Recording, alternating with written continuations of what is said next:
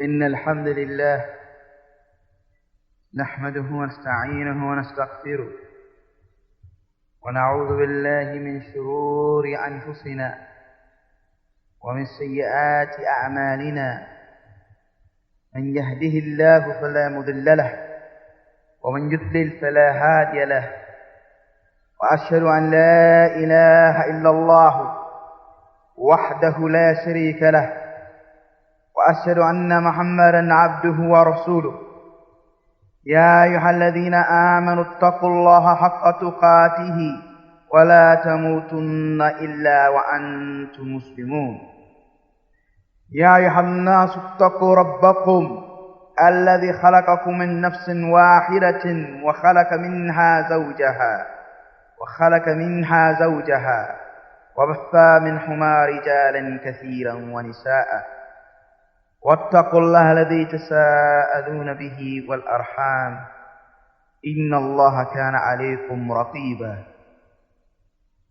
يا أيها الذين آمنوا اتقوا الله وقولوا قولا سديدا يصلح لكم أعمالكم ويغفر لكم ذنوبكم، ومن يطع الله ورسوله فقد فاز فوزا عظيما. أما بعد، فإن خير الحديث كتاب الله، وأحسن الحدي حدي محمد صلى الله عليه وسلم، وشر الأمور محدثاتها، وكل محدثة بدعة، وكل بدعة ضلالة، وكل ضلالة في النار.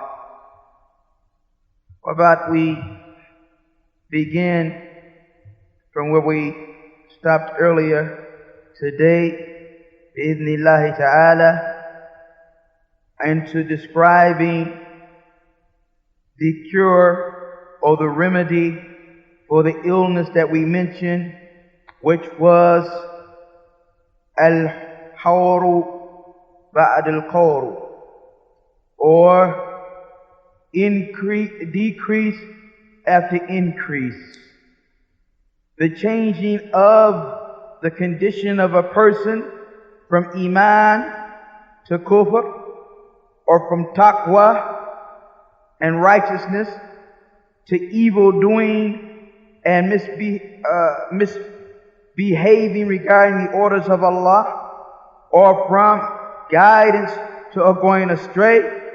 And as we said, it is upon levels. So if an individual was upon istiqamah and was upon righteousness, and then they go back up on their heels, then one fears for that individual su'al khatima, a evil or bad ending. And this was from the characteristics of the Salaf, that they would fear a bad ending, so therefore they would watch their actions and their behavior. But what are some of the reasons behind this matter of backing up after having been steadfast, of getting misguidance after having had guidance, of going astray after one was upon the straight way, of becoming someone who is easy for the individual to commit sins when prior to this it was a hard and very rare, or at least difficult issue for that individual to fall into sin. Some of the reasons we'll mention, inshaAllah ta'ala, some reasons. The first reason, da'f al-iman, the weakness of an individual's iman.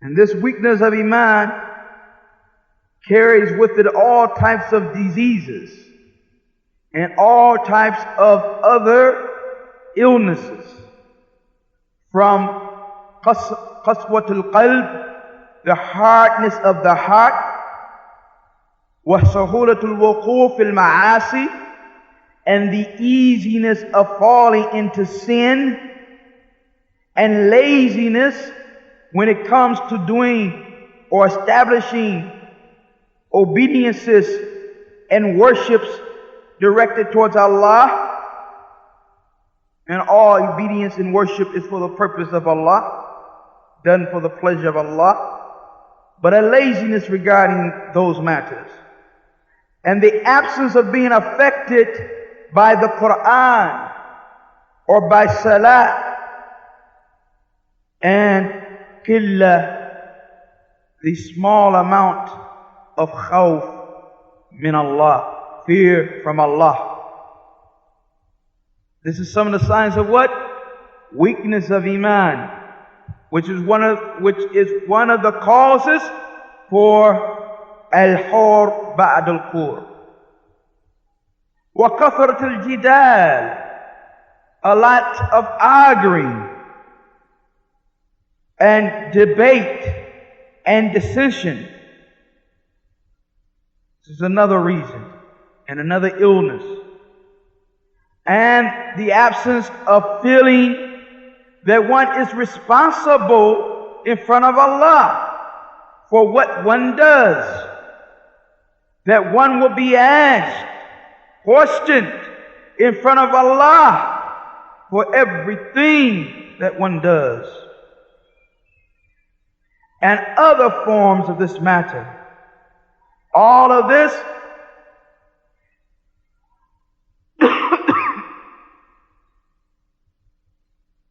many of the reasons that this takes place is al-ibtiad, staying away or being far away from arqat salihah, from righteous companions, wa majalis al-ilm, from the cities of knowledge, wal inshighal bid-dunya, and being busy with the dunya, the material world, wa tawl al-amal, a long or wide and expansive hope, irtikab al-muharramat, falling to that and embarking upon that which is haram. So if the Eemaan because of that becomes weak, you find that the condition of the individual who has that weak Eemaan will change from being someone upright, from being someone righteous, to being someone astray, and being someone corrupt, and being someone who is going in the incorrect way. So first and foremost, there must be a treatment. There must be a treatment for this weakness of Eemaan. And that is by being sincere, having al-ikhlas. Al-ikhlas, as we mentioned in the previous setting or sitting, has its greatest or some of the greatest benefits of ikhlas. It is of paramount importance that the individual be sincere, that the actions be done for Allah tabaraka wa ta'ala and Allah alone. And to reflect, another remedy for weakness of Eemaan is to reflect upon the Quran, reflect upon the meaning of the Quran, contemplate the meaning of the Quran, wal khawf min Allah, and to fear Allah tabarak wa ta'ala. Fearing Allah tabarak wa ta'ala, which is those who know Allah, fear Him the most. To recall the greatness of Allah tabarak wa ta'ala, the power of Allah tabarak wa ta'ala, that Allah tabarak wa ta'ala, if He wanted to destroy the heavens and the earth and all that is between them, its inhabitants or whatever, all creatures, none could stand in His way. And that when Allah tabarak wa ta'ala sent destruction to the people of Lut, and other narrations of or ayat or verses that deal with the punishment of other nations, there's narrated that it did not take Allah tabarak wa ta'ala to send an army, but rather He sent one of His angels. And knowing the greatness and the majesty of the creation, one can appreciate the greatness of Allah tabarak wa ta'ala. and the fact that one of these angels, he has from his earlobe to his shoulder that which would be, as some have narrated, 700, some have mentioned other numbers, 700 years of flight from this bird to go from the earlobe of this angel to his shoulder. So it did not require, when Allah Ta'ala wanted to punish those of the past, and in particular the people of Lut, that he sent an army, but one angel, who it is stated lifted the whole valley up on the tip of one of his wings, and to the inhabitants of the heavens could hear the barking of their dogs, turned it around and smashed them and crushed them. This is the might of Allah Ta'ala. And that other nations he sent just some angel to shout, a sayha, a shouting.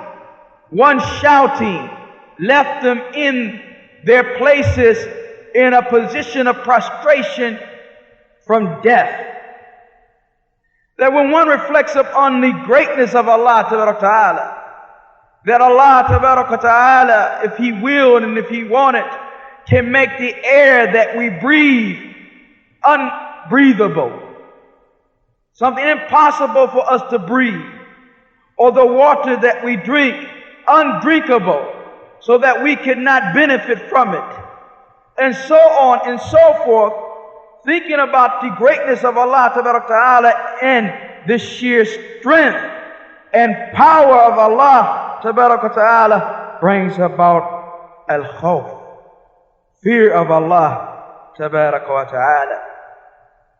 Wat-tawbah min al-dhunub, another means of getting away from the illness of weakness of Eemaan, is making tawbah, returning back to Allah Ta'ala, repenting to Allah Ta'ala, asking Allah Ta'ala for forgiveness, asking Allah Ta'ala to forgive, tawbah from dhunub wal ma'asi, from sins and ill behavior and disobedience to Allah, wal khawf min su'il khatimah, and a fearing of an evil end,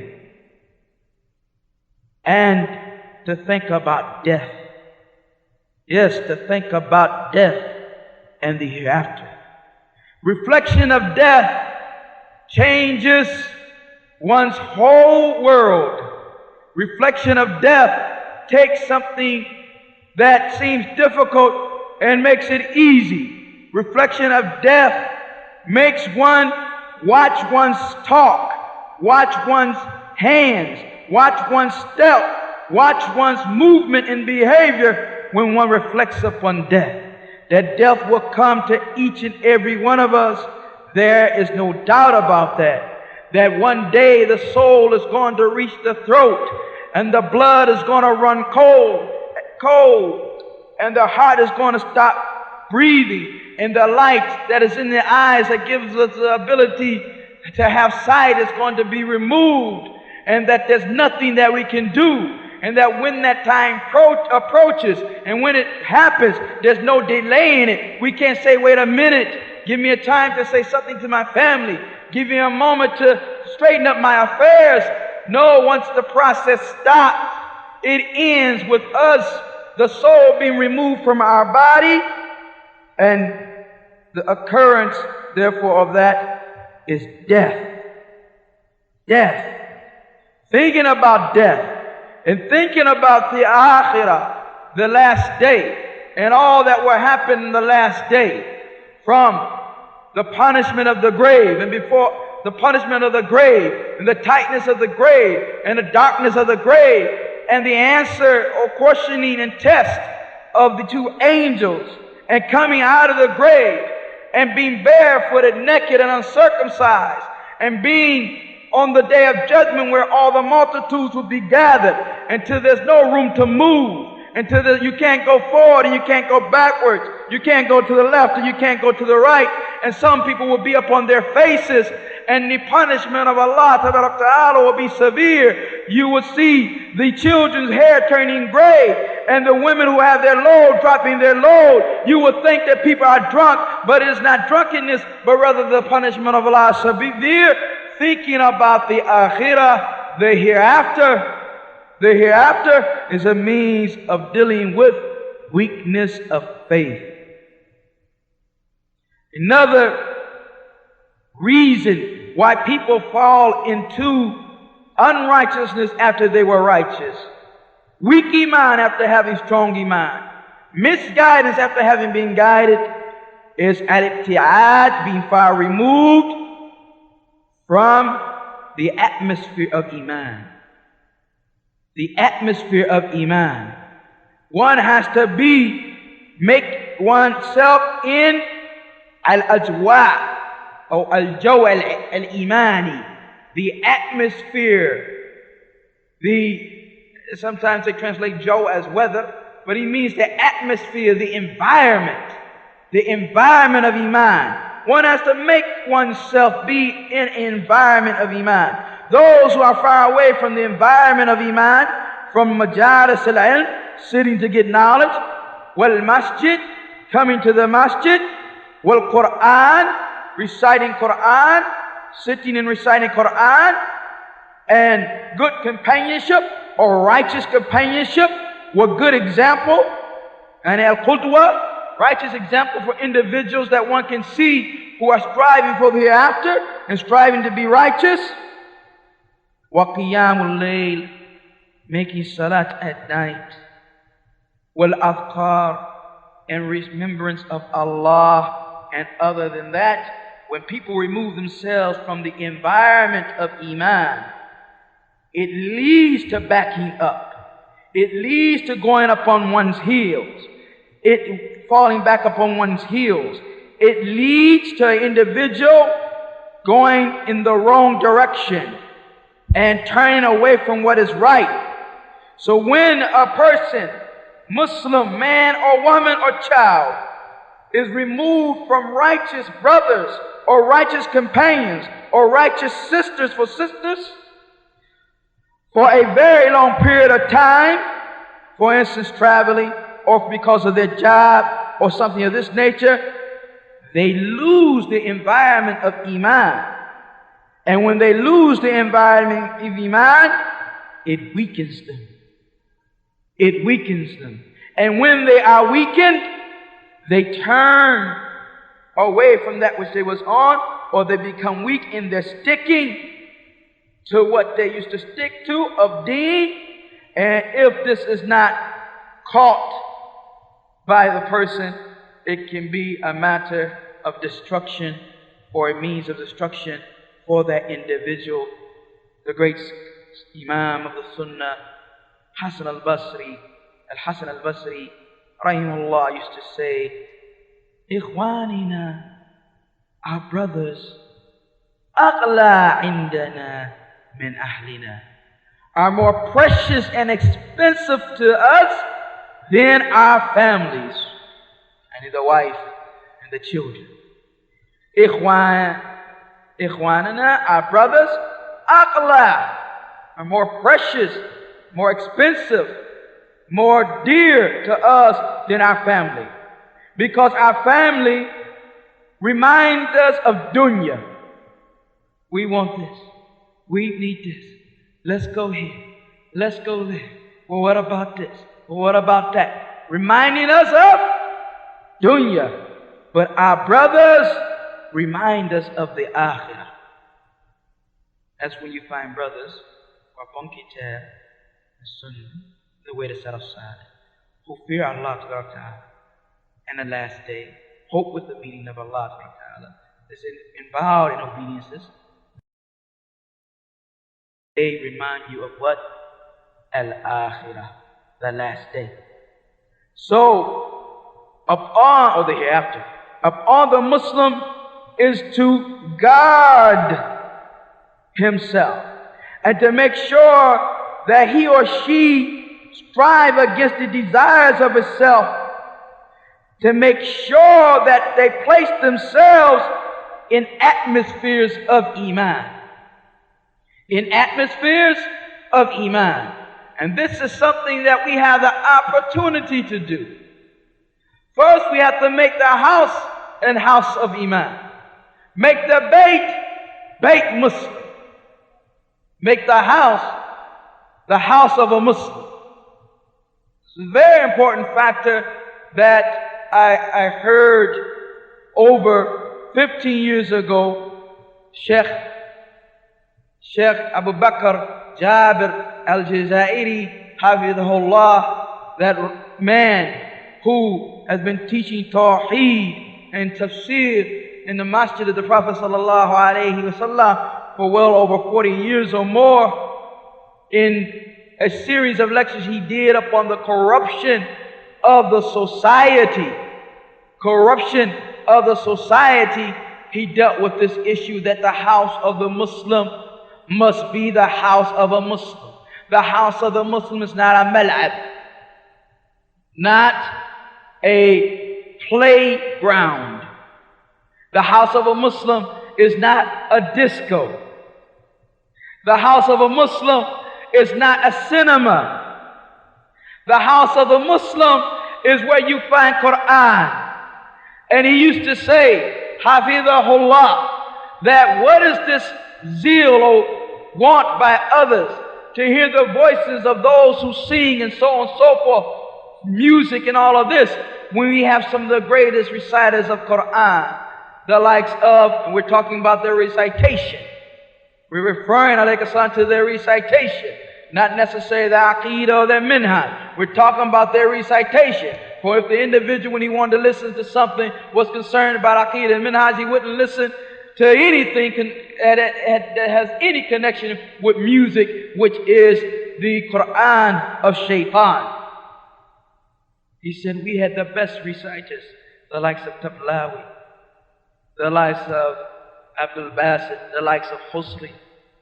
And we can go further to those who now we know present day, other than Al-Mishawi, but Al-Hudayfi, and the Aimma of the various masajid, and others. The house of the Muslims should have that playing, listening to the recitation of Quran. In this Quran, the house of the Muslim has in it Quran, has in it the remembrance of Allah, has in it sajda and ruku, has in it serenity and peace, has in it talking of good, to such a degree that the Prophet ﷺ said that or the one who Allah wants good for. This is from the families. The family, the husband, wife, and children. The one who Allah wants good for, He places between them rahmah. He places between them mercy. O kama qal alayhi salam, that if there's good in them, they have between them rahmah, a mercy, so that the house becomes, after the masjid, a refuge from fitna, a refuge from confusion, a refuge from the call to desires, a refuge from that. The house of the Muslim becomes the house of a Muslim. So who is it that comes in our house and says, bring in a television so that you can witness the kuffar and learn how to act from the kuffar and learn how to dress from the kuffar and learn the ill and sick diseases of the kuffar? Who is it that puts a gun to our head and said, bring in your houses those magazines that impress you about the kuffar? Who is it that brings any of this, that forces us to put down the Quran and let it collect dust on a shelf, that forces us not to teach our children or take 15 minutes or half an hour out today to teach them the book of Allah or the sunnah of the Messenger sallallahu alaihi wasallam or some wisdom of the Salaf Salih? I don't think anyone is forced. Anyone is forced. And if you go further, who is it that has us hook up to our houses these issues such as satellite dishes and cable and so on and so forth, and to witness things that maybe even Shaitan would be ashamed of? Who is it? No one. So upon the believer is to build, to, if you will, construct environments of Eemaan. Environments of Eemaan. And this is a very important matter. Third cause, as he places it here, for the cause of those who had righteousness then becoming unrighteous, who had a difficulty falling into sins, and sins was an exception, and then therefore after that their sins become a rule and it becomes a habit. And those who had strong Eemaan and now they have weak Eemaan, what is referred to as al-khor, ba'd al-khor. Another reason is the oppressiveness of the society that we live in. And this is not just the society in the countries of the kuffar, but even the societies in Muslim countries. Even though it's less, no doubt about that, even though it's less, what he refers to here, he means in general. And of course, he's referring first and foremost to the Muslim. When I read these words, you will understand that. So if that's the case with Muslim and Muslim circumstances, what about the one who's surrounded by the oppressive society, and what was meant by the oppressive, or the push of the society upon an individual who is sticking to his deen? What about that? The influence of the kuffar, the influence of those who are evil upon this type of individual. He said the societies that we live in, the Muslim who is trying to stick to his deen, is that he mixes with individuals who aren't concerned whether or not they disobey Allah. And in our case, we mix with people or around people who aren't concerned by whether or not they commit shirk and kufr. So what about disobedience? As it says, after kufr and shirk, everything else is light. So you can see that he's referring to the Muslim countries first, but we have to focus also and know that if this is the case there, then our condition here is even worse, and so we should pay attention to that. So we mix with individuals who don't be concerned about the commission of sins. One is over here singing the songs and listening and calling to music. The third one is smoking cigarettes or whatever. The fourth one is reading dirty magazines or magazines that have no benefit. The fifth one is one whose tongue is not safe from ghiba, backbiting, and cursing, and swearing, and making fun and mockery of the believers. So this Muslim who sticks to deen, when he comes to one of these settings, or is invited to a walima or aqiqah or whatever, he finds all type of munkarat, all types of evil matters.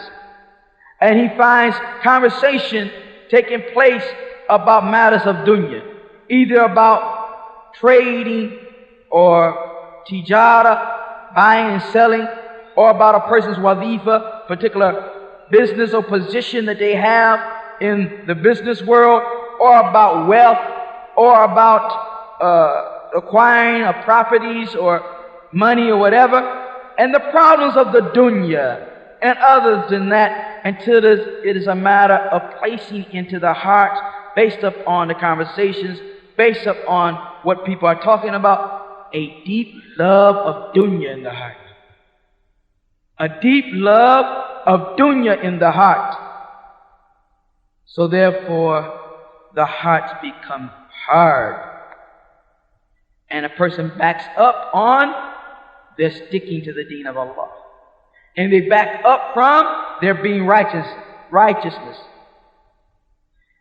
If this person like this has been oppressed by his environment to this degree, mixing, just the mere mixing in this way affects.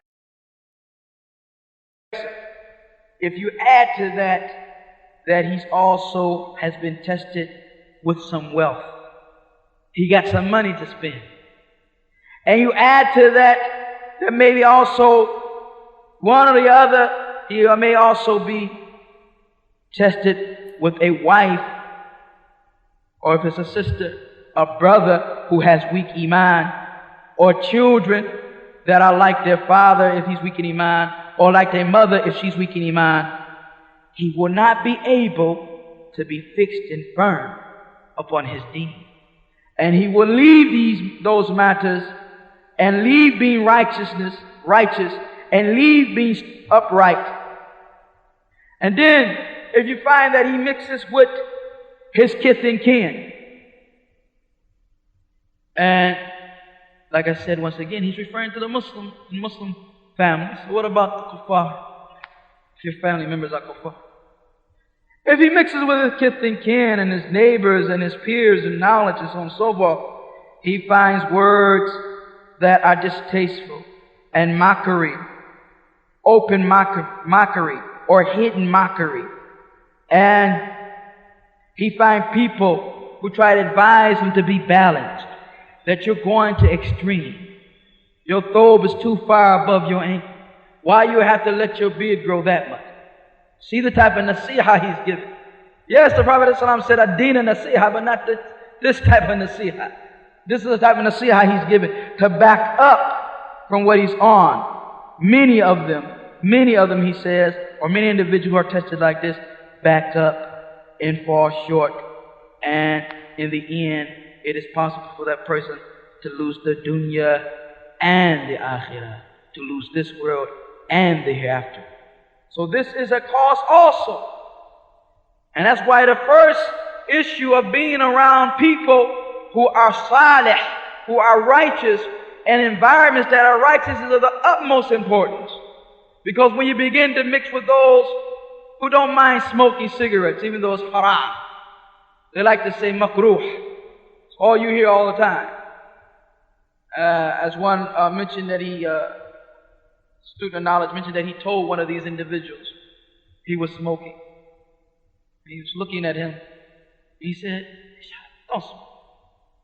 So he said he inhaled a big amount into his mouth and brought it out of his nose and said, a makruh yani? And he said, makruh.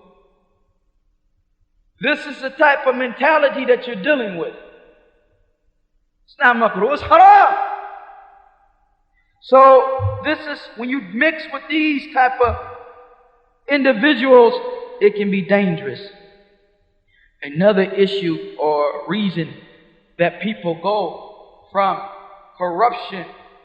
from being correct or upright to corruption, from being righteous to becoming unrighteous, from being strong in their belief to becoming weak in their belief, is da'f al-tarbiyah al-dhatiyah.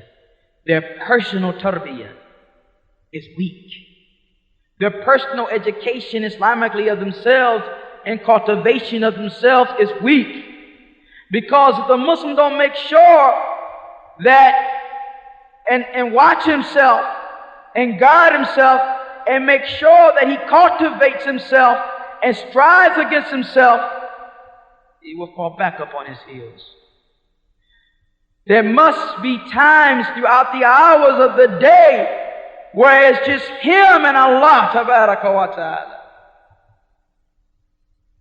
Must be times where he takes the time out to be by himself, focused on Allah tabaraka wa ta'ala, making dua, making ibadah, making tasbih with tahmid with tahleel, reflecting on the names and qualities of Allah and calling on Allah.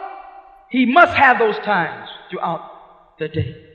Where those times where he judges himself, calls himself to account, as Umar ibn Khattab, Amir al-Mu'mineen, the Faruq of this ummah, used to say, call yourself to account before you are called to account. Call yourself to account before you are called to account.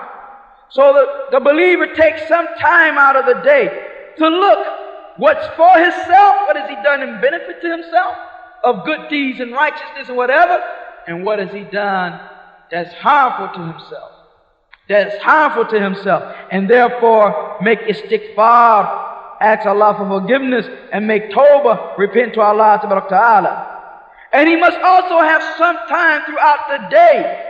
And this is something that one of the students of knowledge, Sheikh Abu Abdurrahman Hisham Arif Hafidhullah, who teaches Tawheed and Sunnah in the Minhaj Salaf Salih, in the Masjid Bayt al-Maqdis, Masjid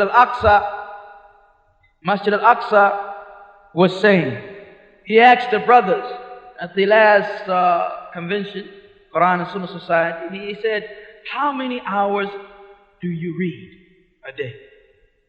Some book of knowledge. And he said, you must also, in your reading, also take notes. You must get in the habit of writing. For this is keeping in accordance with the sunnah that the Prophet ﷺ established when he said, keep knowledge through writing. قَيِّدِ الْعِلْمِ بِكِتَابٍ. Keep knowledge through writing. So actually physically writing down. And you found that the scholars of the past had books that they call fawaid, benefits. A daftar, if you will, a notebook for benefits. You hear something beneficial, doesn't have to be under any specific title or anything else. You write down the benefit. Who said this? Who did this? What was the statement? What was that you said? Umar ibn Khattab said what? Kada wa kada wa kada. You write it down. So there must be that type of hirs al-ilm. And even if it's for a small period of time, a half an hour out the day, out of the day, a half an hour, what is if it's done continuously, you will see benefit. You will see benefit. You will see yourself grow and reach a level that you didn't think you was going to reach. Because as they say, a journey of 1,000 or 1,000,000 miles begins with a footstep. And little tiny bitty footsteps, you look up and you say, how did I get way down here? Or how did I get way up here? And this is the case with knowledge. So there must be time where an individual uses لِتَحْصِيلِ الْعِلْمِ الشَّرْعِ to achieve Islamic knowledge. And to teach it, and to review it, and to present before himself issues that he may not have learned or knew before. To learn something new. To learn something new. It is incorrect to be upon the same level of deen and knowledge that one was 5, 6, 7, 8, 11, 12 years ago. That you find that the brother has not made one move, or the sister has not made one move, not learned one ayah more of Quran, not learned one more hadith, not learned one more story of the Sahaba, still can't tell you about the Shira, the life of the Prophet ﷺ, from his birth to his death, ﷺ, can't tell you that. Don't know the battles that the Prophet ﷺ took place. Don't know who his wife and children, sons and daughters were. Don't know his uncles and his aunts and his wet nurses. What is this? Yet this is Muhammad ibn Abdullaah ﷺ that we say we follow and we don't know. As a matter of fact, it gets worse than that. Many individuals may know more about an athletic individual who is into athletics, football and basketball, or an individual even worse than that, who's an entertainer, a singer or actress or actor, know their life from A to Z, know where they were born, where they went to school, what were their achievements up on a football field or the basketball court, but doesn't know nothing about Muhammad ibn Abdullah alayhi salam. If you said what was his kunya, they wouldn't know. I was surprised. I was amazed. And we live in a time of amazement. I was amazed. And we live in a time of amazement when once in a masjid I gave a khutbah called Be Like Mustafa Sallallahu Alaihi Wasallam. Be like Mustafa. Walk like Mustafa. Talk like Mustafa. Dress like Mustafa. Act like Mustafa. After the khutbah, after salat, there were a young group of children saying, who is Mustafa? Who is Mustafa? And where is Mustafa? Not knowing that Mustafa is one of the names of the Prophet ﷺ, and that's who I was referring to. But if you ask them about Jordan, or if you ask them worse than that about Pokemon, or if you ask them worse than that about any of the filth that has come out of the minds of the kuffar that they have constructed and placed, they know about. Where's the tarbiyah? We always say it's not enough tarbiyah. There's no tarbiyah at all in the majority of cases. Let's not fool ourselves. There's no tarbiyah at all in the majority of cases. If your child wants to be more like that mushrik, like that kafir, dress like him, talk like him, walk like him, be like him, and doesn't know anything about those who you say are the best generation, and you make intisab or connect yourself to the side of Salih, there's no tarbiyah whatsoever. You can't claim there's any tarbiyah. He should want his dog to the calf, because even Umar wore it that way. Fall to the calf, to the shin of the leg, because Abdullaah Mas'ud was like that. He should want to die on a battlefield and be killed with over 1 million arrows. Why? Because Sa'd ibn Abi Waqqas was like that. Because Abu Ubaidah ibn Jarrah was like that. Because those of the Salaf were like that. He should want to leave home and seek knowledge, because Imam Shafi was like that. Imam Ahmad was like that. If this is not happening, if there's not a connection, an emotional tie, a love of the Salaf, and want to follow the Salaf, there is no tarbiyah. There is no tarbiyah. There's not a matter of, we need more tarbiyah. No, it's a matter of we need to establish some tarbiyah. When it becomes a situation where in the hearts there is a love for the Prophet sallallahu alaihi wasallam and his companions, and you know when someone loves someone, for when someone loves someone they want to follow, especially among the youth. They like someone and want to dress like them. Look at the fitna that took place when that khabith and that dal and that kafir, may Allah guide into Islam, that feminine individual called Michael Jackson, his effect in the 80s upon those who were living in Saudi. I seen it myself. Can you imagine someone in the city of Muhammad sallallahu alayhi wa sallam, Medina? Can you imagine someone who's living in the Haramain, want to move his hands and wear his hair and have a jacket on like Michael Jackson? This is the absence of tarbiyah. And we don't have to go that far. We can come to our own neighborhoods. We can look in our own masjid, to the right and to the left, and look to how individuals act. And we can see whether or not there's any importance placed on following the way of the Salaf Salih in reality.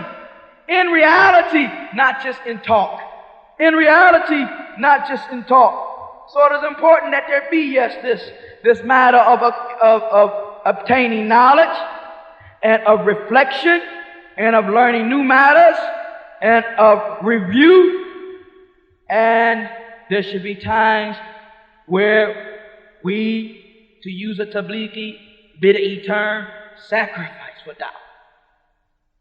But the true da'wah, not the innovative da'wah, the true da'wah, the da'wah to kitab wa sunnah, the da'wah to tawheed. There must be times where we have an individual effort of trying to give somebody da'wah. Don't we? The good that Allah has given us, knowing the hadith of the Prophet sallallahu alaihi wasallam, when he said that if you, Allah guides upon your hands one individual, is better for you than the red camels, which was the most expensive property amongst the Arabs. There should be da'wah. And there should be times for the remembrance of Allah. Yes, time for the remembrance of Allah, like recitation of Quran.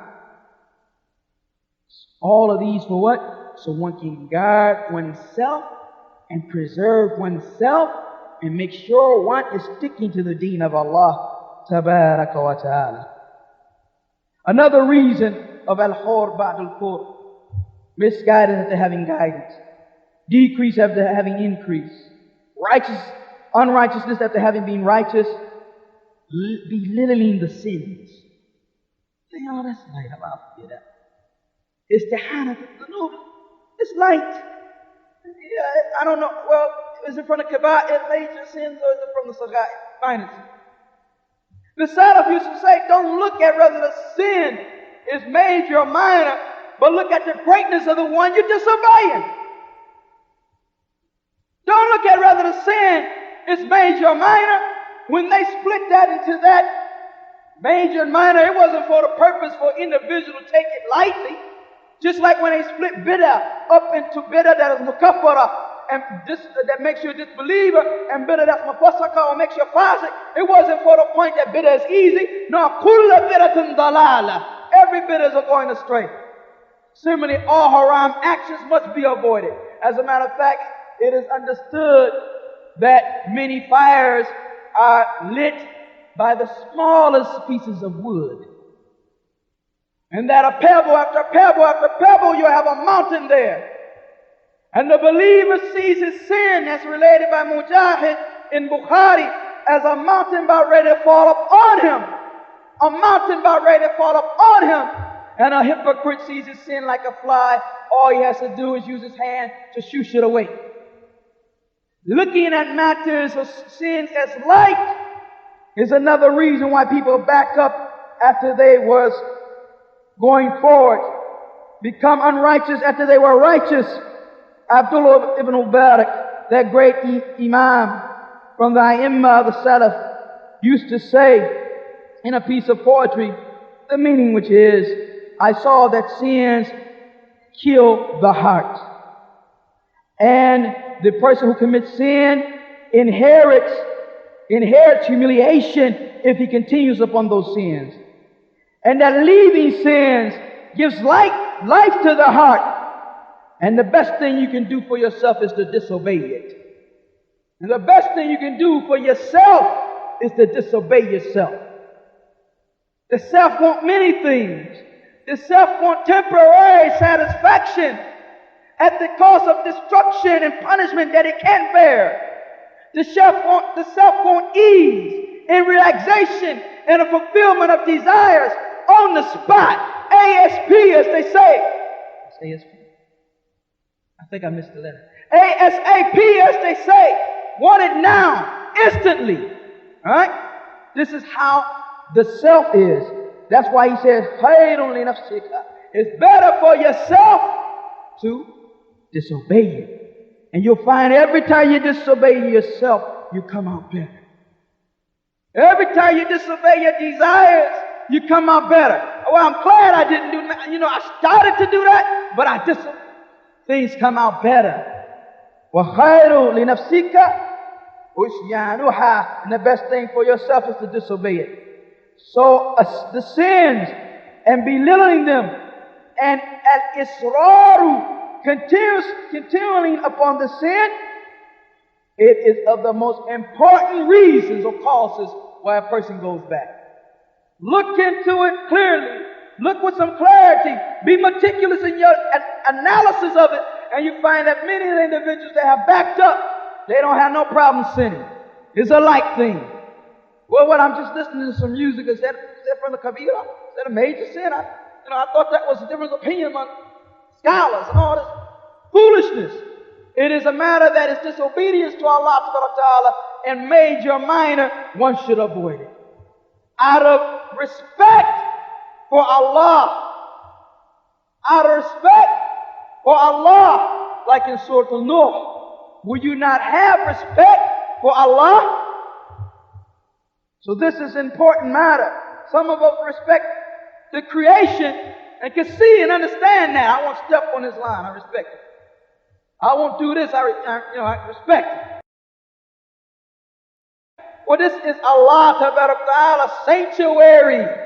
Those things that He has forbidden. So where is the respect from not falling into that? Ibn Qayyim, Shaykh al-Islam, rahimahullah rahmatun wasiya, said, from the punishment of the sin is that it weakens one's strength or the heart in its connection, in its journey to Allah. We explained before that we are in this world journeying to Allah. This is a journey. And it is as the Prophet Islam described, Mali wa dunya. What does it mean in the dunya? Except like a traveler who slept under a tree, took some relaxation, got up and moved on. It's a journey to Allah. And it's a journey back to our country. And our country is the Jannah. Because our father, Adam alayhi salam, came from there. And no matter how many generations or how many people go somewhere else, you come from the country of your father. So you return to that. But as Ibn Qayyim says, we have been oppressed and imprisoned by our enemy, taken prisoners of war by Iblis. Now if we break from that and break from disobedience to Allah and come to obedience to Allah in our journey to Allah Ta'ala, and having ikhlas and having khawf and having taqwa and having hope and having trust and having submission and so on and so forth for the levels of the journey, then we eventually will get back to our country. No doubt about that. For Allah Ta'ala has explained the sirat, the path. We got the map. We got the directions. We know the Zad. Zad al-Mi'ad, when Ibn Qayyim made that, provision for the after. We got the provisions. It is just a matter of staying upon the path and continually our journey. The sins are blocks and obstacles, and they cause weakness in this journey. Weakness in the journey of the heart to the hereafter. And obstacles, and they may even cut one off from the path. The sin would be similar to a highway robber coming to you and taking your provision and kicking you off the road and leave you in the middle of the desert. The sin would be similar to a mountain being in your way and you can't move it and you can't get around it. So it weakens it. He says, this obstacle is on, or cuts off one path of sin, or weakens one, that if it doesn't do worse than that, which is turn the person all the way around and send him traveling in a totally different direction. Send him traveling in a totally different direction. So the sin is a veil and veils of darkness that stop the individual from achieving his or continuing along his journey, and they can turn around his search. The heart travels to Allah Ta'ala upon this journey with the strength that Allah blesses it with. So if the heart becomes sick from sins, and if it becomes weak, this strength is gone. And therefore, what is the situation with its ability to continue the journey? Its ability to continue the journey. Very weak. So this is Ibn Qayyim's point. And even though it's said in a very articulate way, you can see that that's the case. You can see that that's the case. وَالْإِسْتِعَانَ بِالذُّنُوبِ, and belittling sins have results, disastrous, dangerous results upon an individual who belittles or looks down or thinks sins are light. The first, or one of the results rather, is that it makes a person increase in sin. It is like a car that says, well, this is light, let me get some more. Let me do some more. Let me fall into some more. Let me acquire some more.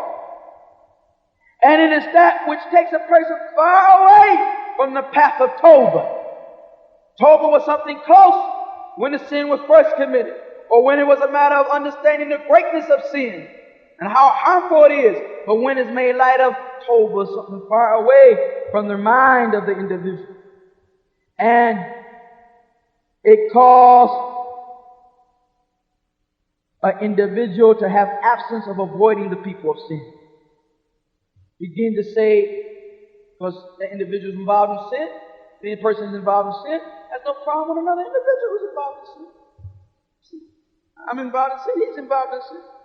So therefore, they start to hang out with other sinners, the bad crowd, the bad guys, the bad people, the type of fellas you don't want to be around. Talk to them, sit with them, mix with them. Sins can also cause an individual many times, of course, based upon this, to stay away from the people who are righteous. I don't want to be around the brothers who are righteous. I don't want to see right now the brothers who have taqwa. This alone is one of the biggest or greatest means of a person going astray after once before they were on the straight path. Another issue of the issues or reasons of al-khur ba'd al-khur, unrighteousness after being righteous, being corrupt after having been one who was upright, is al-ghurur, being delusioned or having self-delusion,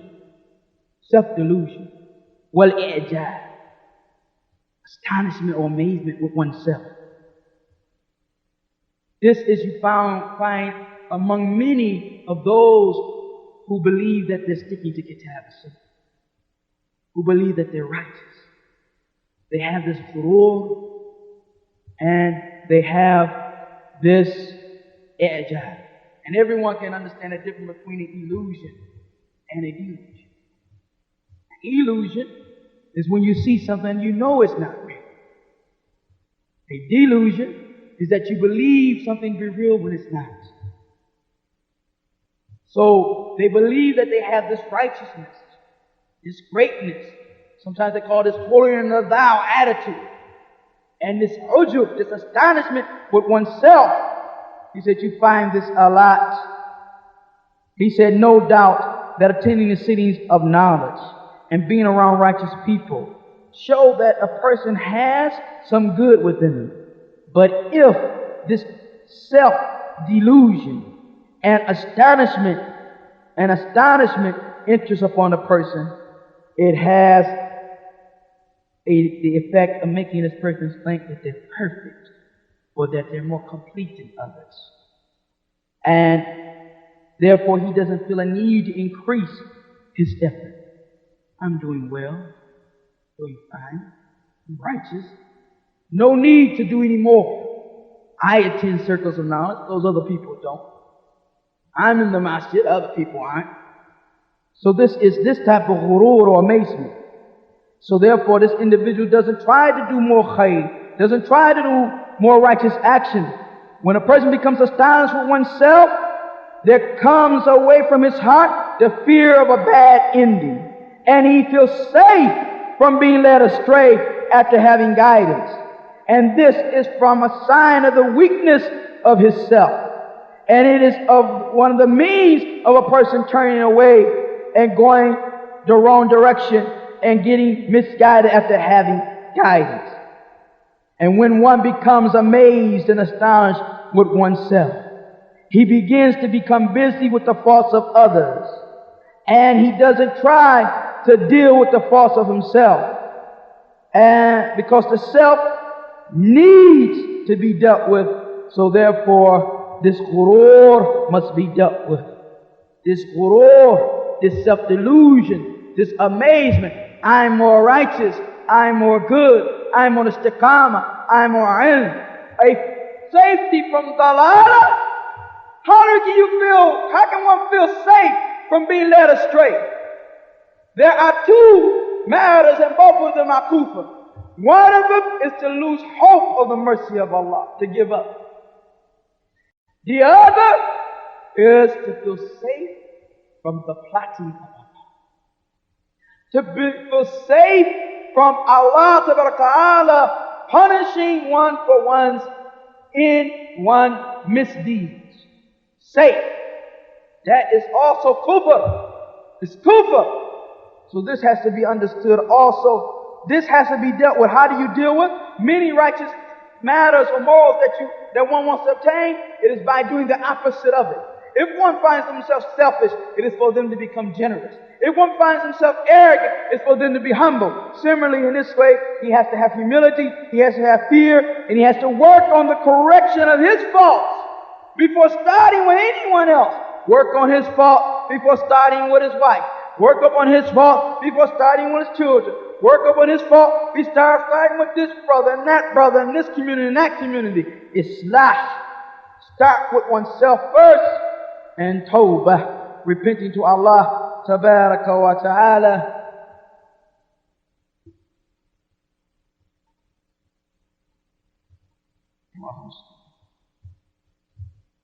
Al-Muhim, I try to wrap it up.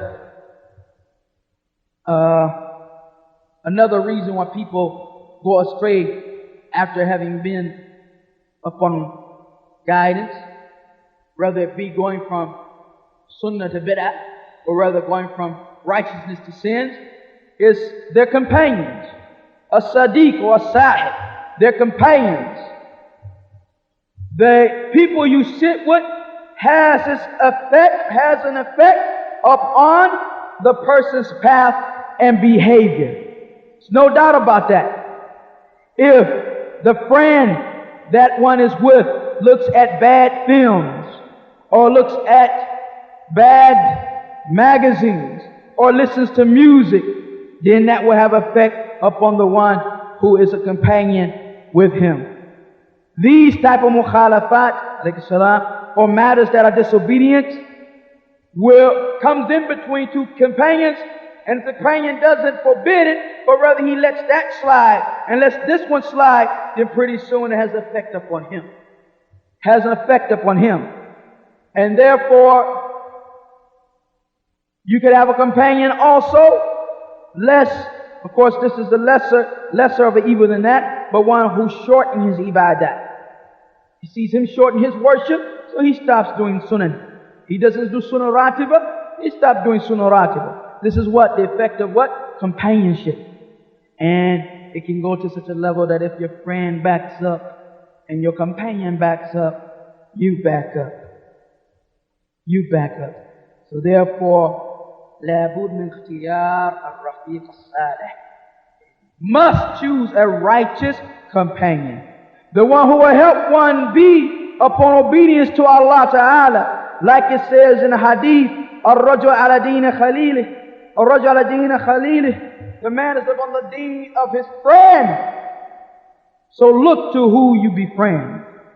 And there are many other reasons that lead to this misguidance after having guidance, weak iman after having strong iman, and sometimes, as we said, bid'ah after having been on sunnah, and kufr and shirk after having been on iman and tawheed. One of it is having weakness in one's strength of sticking, and not having the patience to deal with the difficulty. For one upon the deen of Allah Ta'ala will be tested, and there will be storms of fitna, the fitna of desires and the fitna of doubts. There will be good days, there will be happy days, there will be nicest situations, and there will be circumstances that are difficult. This requires a person with strength and steadfastness and sticking and patience to deal with those type of matters. Another matter we mentioned is total amal, having this viewpoint that you're going to live a long time when death is closer than the shoelaces. Wal-ghulu, being extreme, is another reason why some people, you find them extreme.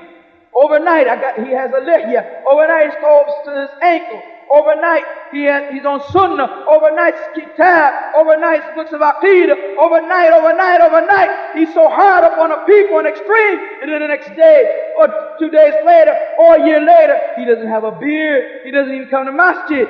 Ghulu. Extreme. And being shadeed upon himself, placing upon one's shoulder what one cannot bear. More than one cannot bear. Forgetting the fact that Allah Ta'ala does not place a burden upon a soul more than it can bear. Some of us make the deen hard.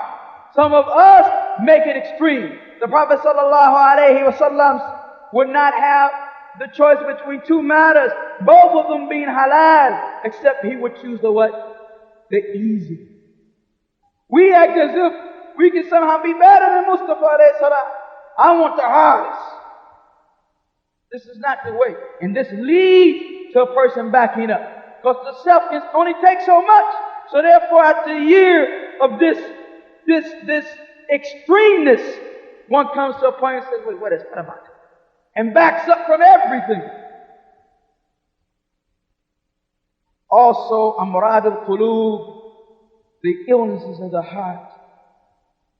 Wa'afat al-lisan, and the mistakes of the tongue. And the illness of the heart are many. Riya, to be seen, kibr, pride, so on and so forth. Afat al-lisan, or sicknesses of the tongue like ghiba, backbiting, namima, slander, and so on and so forth. Lying and cursing and all of this. These are also means that lead to what? A person being unrighteous after they were righteous. Another reason he says, da'f al-shakhsiyya, that the person with himself has a weak personality and there finds himself always following other personalities. Since he has a weakness in personality, his personality, his Islamic personality is weak, he finds himself following other ashkhas, other personalities. This will lead eventually also to a person turning away after they were straight, or being misguided after they had guidance. Now, so there are many reasons. And he mentions some of the ways or the remedies, and we must mention a few of them just to make it balanced, inshallah. Most important issue, he says, is al-ikhlas, sincerity, was-sidq, and truthfulness with Allah. This is the best means of achieving istiqamah, uprightness, and salah. Ibn Qayyim rahimahullah says, one finds difficulty to leave that which one is used to, and what is one habit, the one who leaves it for other than Allah. But the one who leaves matters of disobedience and sins and those things that are wrong for Allah and leaves them truthfully, sincerely for Allah, he only finds difficulty in the beginning of leaving it. And this is so Allah tests him to see if he's truthful or not, or he's lying. He wants to leave the sin that he's been doing. I'm sincere to Allah. Allah may give him the opportunity and test him. He'll find some difficulty at first. And this is to see that if he's truthful, he'll fight himself. He'll fight his desires. He'll strive to go against it. And if he's lying, that won't be the case. He said he will find difficulty. But the one who's patient upon this difficulty, qaleel, and a little, Allah Ta'ala will place in place of that desire for that sin, a sweetness and a love and a deliciousness for that which is right, that which is good. And this has been narrated in many ahadith, that he who leaves looking at that which is haram, Allah Ta'ala will give him, some of the hadith said, courage, and Allah Ta'ala will give him strength.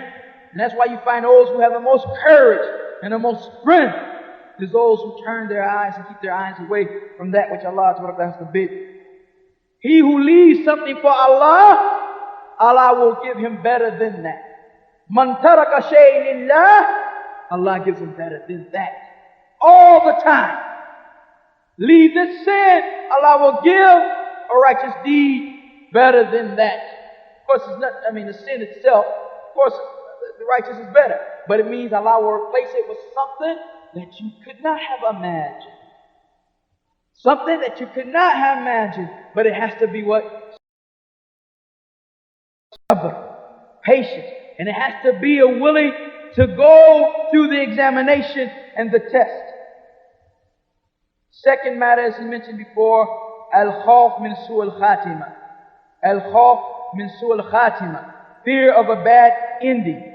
The mu'min as-sadiq, the true believer, must fear a bad ending and stay away from anything that will lead to that. Did you not hear that Yusuf alayhi salam said, Tawaffani Musliman. Oh, Allah calls me to die as a Muslim. Walhiqni bis-salihin, and place me with the righteous. And all the prophets of Allah were making dua like that. They were making dua for what? For a good ending. That they die upon Islam. And Sufyan al-Thawri, that great Eemaan, that great Sheikh of Islam, Sufyan al-Thawri, rahimahullah, cried one night all the way to morning. You think our crying is right here 15 minutes there, a half hour. Cried all the way from night to morning. When he was asked, why are you crying? Why did you cry? He said, I cried from having an evil end. From the fear of having an evil end. This is why he cried. And call al-Eemaan Barbahari, the great Imam al-Barbahari, the people, the one of Sharh al-Sunnah, radiyallahu anhu ardahu. Wa'alam, he said, you must know that it is a must upon the servant that he has with him a shafaqah, abadan, a mercy and a fear connected at all times. Because he doesn't know upon what he will die. He doesn't know how his life will end. And he doesn't know in what condition he will meet Allah Azza wa Jalla. But therefore he should be about doing what? Every deed of good he can. Every deed of good he can. Another help in this regard is to continuously do the righteous action. Don't start one action, a righteous action, then stop. Start Qiyam al-Layl or Tahajjud and then stop. Start memorizing the Quran and then stop. Verily most love deeds to Allah is those which are continuous, even if they are a small amount. Also, taking certain times to hear admonition, Mu'id, death, the hereafter, the grave. Not every day. That's not the way of the Salaf Salih. But every so often, as Ibn Mas'ud said, the Prophet Islam used to choose times to give us Mu'idah. Because he did do it every day, fearing that we'd become bored with it. And there are other means of making sure, or hoping, because no one can make sure except Allah, but hoping that one will be upon istiqamah. This is just some of what we were able to mention in this sitting. We hope that it benefits us and it benefits all who listen. We ask Allah Ta'ala to make it sincerely for His face, not having any riyah or sum'ah. Very Allah is able to do all that. Wa sallallahu ala nabiyyina Muhammad wa ala alihi wa ashabihi ajma'een wa jazakum Allahu khair. If there are a few questions, we'll take them inshallah. Regarding the first question, the ayat says what? They fear Allah, they don't fear the blame of the blameless. I don't recall any tafsir right now from that except the apparent meaning of it. But maybe we can go to the ayat, we go to the books of tafsir, and find that which will please you, inshallah. Regarding the second question, it's a matter is that I don't look to the numbers. I don't look to those before. I feel that there's a greater audience that I'm conversing with. So it doesn't matter. And if you look from the standpoint that if one benefits, believing in a hadith, that if one benefits, one person is guided. And what will happen with that? One individual learns salat. Every time he makes ruku and sujood and remembers Allah. One person takes shahad. One person learns the correct wudu. One person learns to correct this or that and other. Those benefits and rewards come to you without them being diminished, as you mentioned earlier today. So that is there. And also, we look at Nuh alayhi salam and the prophets of Allah. Nuh alayhi salam, as we mentioned before, 950 years. I don't think we think about that. 950, 1,000 years except 50 of da'wah. And how is the utmost amount that the Mufassirin mentioned of those who accepted this da'wah? 70 people. If he had got discouraged in, let's say, the first 150 years, or got a little bit shaken up after 300, anybody? 300 years ain't nobody, who's that? Or 650. It's been 650 years of this da'wah, man. Where's everybody at? All right. 850, I'm still here. What's going on? 950 years. So if we look at it from that standpoint, then it doesn't matter if it's just you and a brother. And if the brother ain't there and you're translating it and conversing it to yourself, or you do like some brothers do, put it on tape, brothers who don't like to do public speaking, put it on tape or write it down. I know many brothers like that. Write it and translate it, put it on the shelf and give it to somebody later on. I have a friend of mine who has several stuff like that just on the shelf. Some of his stuff you know about. Over 30 or 40 different works and more. I have been translated. And no public speaking. Can't stand it. And if you put him a condition of it, you try to make him do it, you're not going to get from him what you want. Because he's going to be, moving all slow and looking all funny and shaking and whatever. I mean, and he might even overdo it just so you'll leave him alone. But the thing is that this knowledge will reach someone, and that the deen of Allah Ta'ala will be victorious. The problem is with us or without us. With us or without us.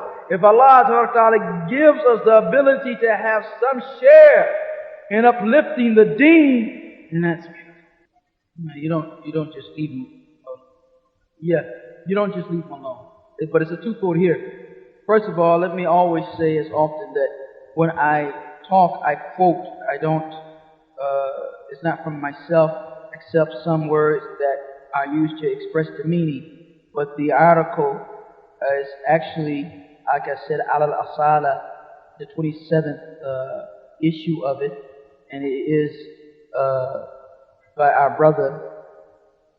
We ask Allah for him thibat, Ibrahim ibn Abdullaah al-Mazru'i. And what he was using, one of the reasons he says of going astray is a weakness in one's own personality and following other personalities. This is a means of what? A person being misguided.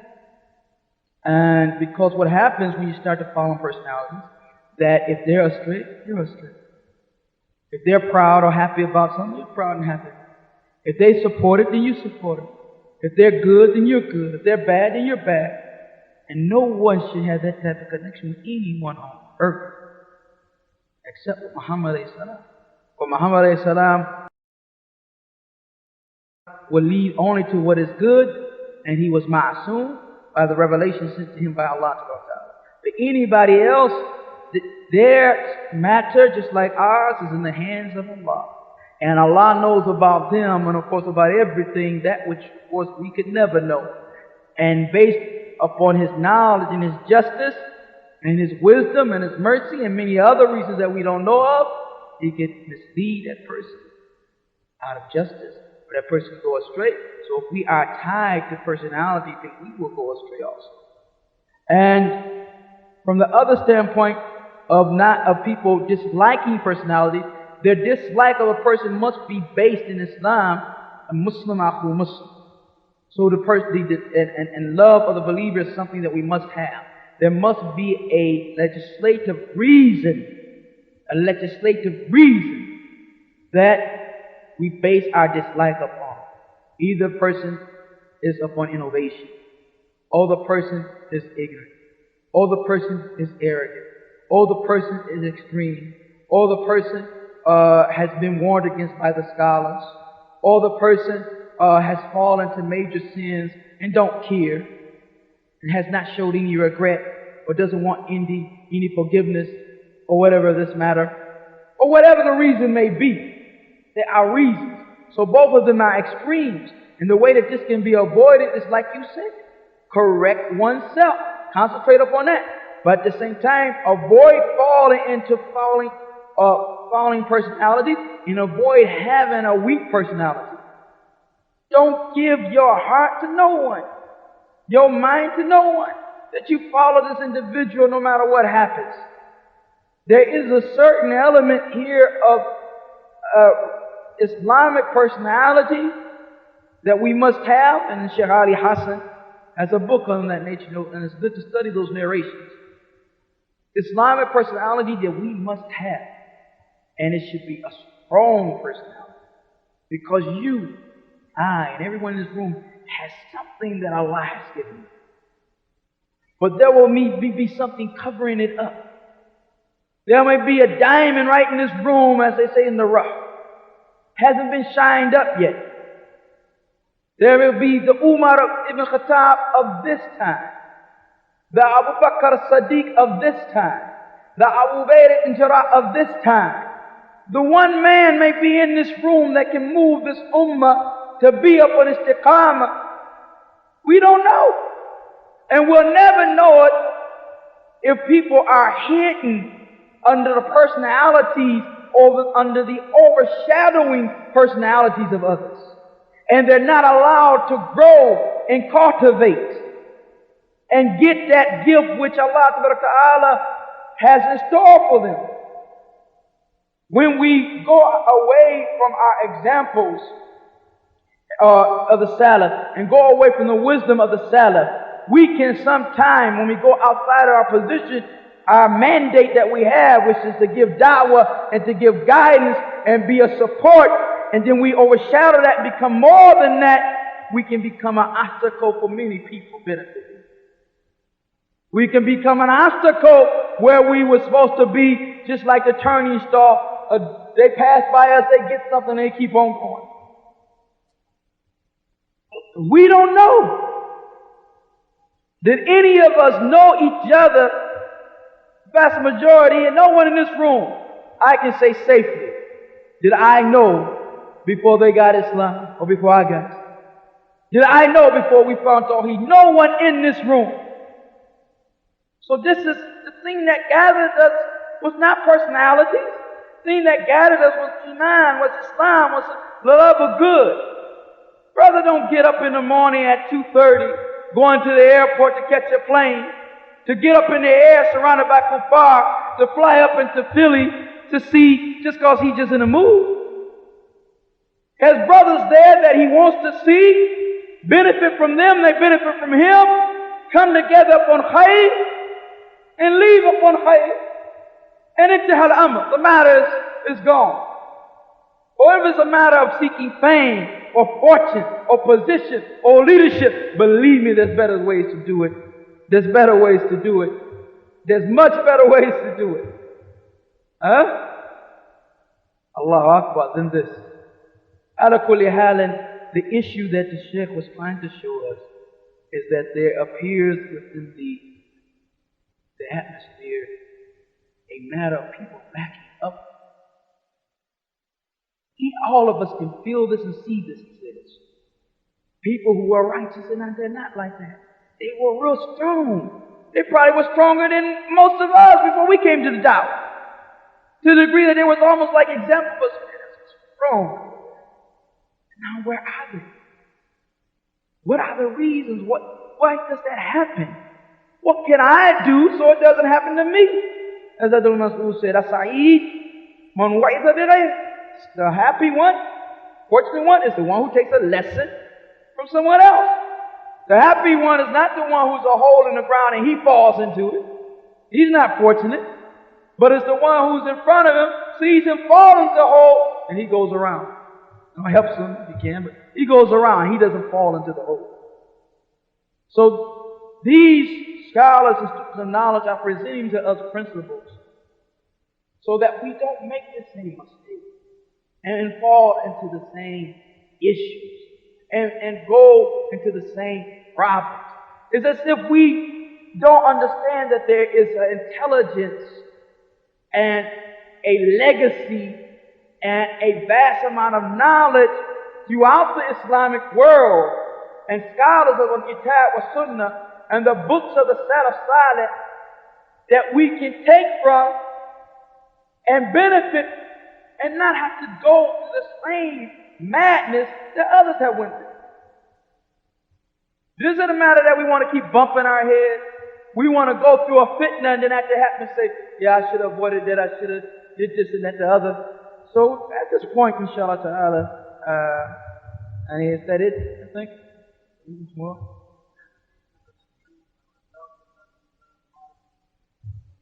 That's one expression of the hadith. Love those who you love moderately, but you may have to hate them. Love those who you hate moderately, so that because you may have to one day love them. And this is when you love someone, you don't love them like the loving of a baby. The degree that if they go away, you cry and you what's this, and you pull out your hair and tear your clothing. And, no, it's too much. It's extreme. They make dua for them, they go, let them go on their way. And at the same time, when you hate someone, you don't hate them to the degree to where you want no good for them, you want to destroy them. Oh, Allah, wipe them off the face of the earth and all like this. No. Because the Prophet Islam even wanted that the kuffar come to the deen. That Yahudi boy that was dying, didn't he, alayhi salam, go visit him? And when he came there, his father told him, the boy looked at him, the Prophet ﷺ looked at his father. His father said, obey Abu Qasim. Because he didn't say the Messenger of Allah, he didn't believe that. You know? Or if he knew it, as Allah said, they knew him better than they knew their son, he was still denying it out of arrogance. So he said, obey Abu Qasim, which is the kunya of the Prophet. So the boy obeyed him, he took the shahada, and the Prophet left there, showing the whole purpose of the da'wah by saying, alhamdulillah, was saved one soul from the hellfire. So that's the goal. But to be moderate in that love and not let emotions just run rampant. Some of us act as if we don't know anything about keeping emotions in check. Nothing about that. And finding fault with people who are telling you, brother, you're overreacting. Maybe you are overreacting. You know, what are you in this condition for? What are you crying and boo-hooing about? What happened? You boo-hooing about what? Well, they did this, she said this, and this happened and that. Well, I mean, you make somebody think that, Sheikh Nasruddin al-Albani just passed away. Or the Jews just killed 1,600 Palestinians the way you're crying. What's this? So that's extreme. It's extreme when the personalities are connected like that. So we got to get away from taqleed, blind following. From that we run. We run to ittiba, following Prophet Islam. We got to get away from reliance upon the preachers, the people who talk.